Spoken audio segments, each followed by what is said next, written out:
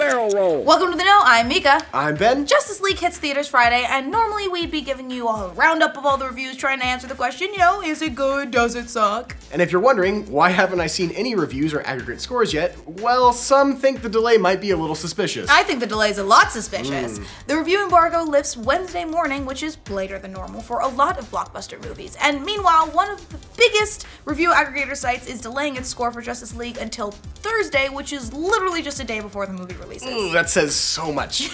Yes, Rotten Tomatoes says it's saving its famous tomato meter score, which... Or tomatometer. Tomatometer?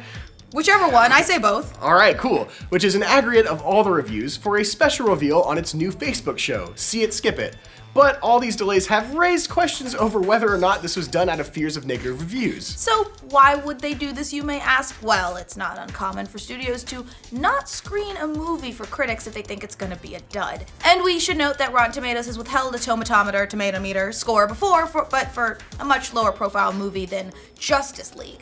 Their Facebook show hosted a score reveal for another movie, but that was A Bad Mom's Christmas. I mean, no offense to A Bad Mom's Christmas, but what's A Bad Mom's Christmas?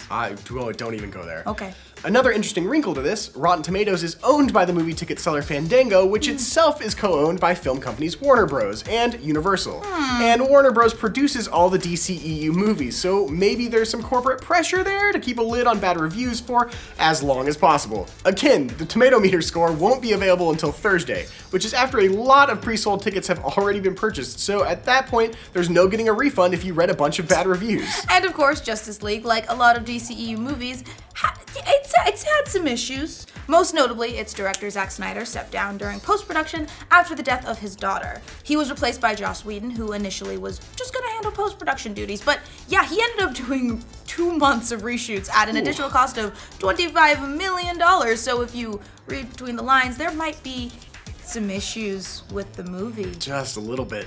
And even aside from Rotten Tomatoes, it looks like Warner Brothers is holding the review embargo for as long as it possibly can. And it doesn't lift until Wednesday morning, which is a very short time until the movie opens. As Entertainment Weekly noted, studios usually lift review embargoes a week or even more before a film opens. The embargo for Thor Ragnarok lifted October 19th, long before it opened in North America on November 3rd. Entertainment Weekly also noted that there has been a lack of press appearances for Justice League. Aside from Ben Affleck appearing on Jimmy Kimmel, most of the cast are doing very few interviews. Joss Whedon isn't doing press either. That could mean nothing, but then again, it could be a sign of trouble. Sometimes silence says way more than actually speaking. At any rate, in the meantime, we do have some early impressions of the movie from various outlets, and they kind of run the gambit, with some reviewers pointing out stuff that they liked and others calling the movie a big ol' mess. Cinema Blend called it clunky and uneven as hell, but it also gets the characters right and has a lot of fun along the way. Eric Davis of Fandango said Justice League is better than Batman vs. Superman and Suicide Squad, which that's not saying much, dude, so was it good or not? He added, it's lean, mean, and packed with superhero action. I dug most of its lighter moments, and I think it has one of the best action sequences ever in a DCEU movie. And of course, Wonder Woman steals the show. And Mike Rougeau of GameSpot said, Wonder Woman is wonderful, Aquaman is surprisingly cool, Flash is hilarious, Batman is drunk, the story is coherent, and it's all surprisingly funny. It's not perfect, but really enjoyable. Josh L. Dickey of Mashable, though, hated it. He said, nothing could save Justice League from its loud, ugly, tacky self. Not Wonder Woman, not wide-eyed Ezra Miller, not Joss Whedon's quippy teardown and rebuild. Oof, guys, it's a rough ride. Those are the reviews I was looking for.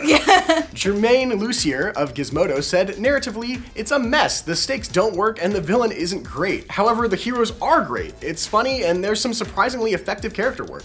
I didn't love it, but there are enough good pieces to excite me for the future. Okay, so maybe not the best sign, but even if the reviews do end up sucking, how much does a Terminator really affect how a movie does at the box office? Well, okay, that all depends.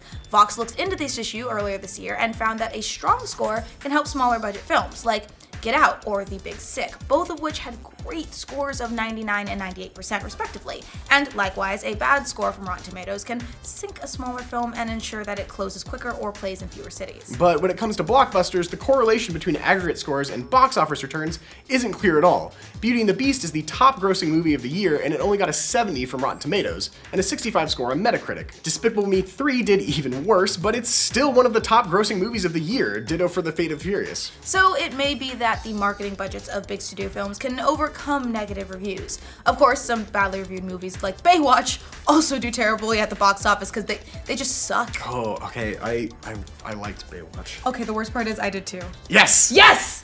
Okay. But even badly reviewed DCEU movies like Batman v Superman and Suicide Squad still made a lot of money at the box office. Still, maybe Warner Bros. Is worried that the string of good luck might run out with Justice League and it just isn't taking any chances. So what do you guys think of Rotten Tomatoes holding off its own score for Justice League? Does it matter to you at all? How do you pronounce thermometer? Thermometer? Thermometer? Let us know in the comments. And for all of your Justice League news, be sure to like this video, and if you're new around here, subscribe to the know. The worst part was I was actually trying to pronounce tomato meter for the second one. Potato meter, tomato meter. That actually kind of worked. Cool. Thermometer. Well, if you're wondering why haven't I seen it, and if you're wondering why haven't I seen any reviews or aggregate scores yet, well, some might think the delay. Man, all right, words are dumb.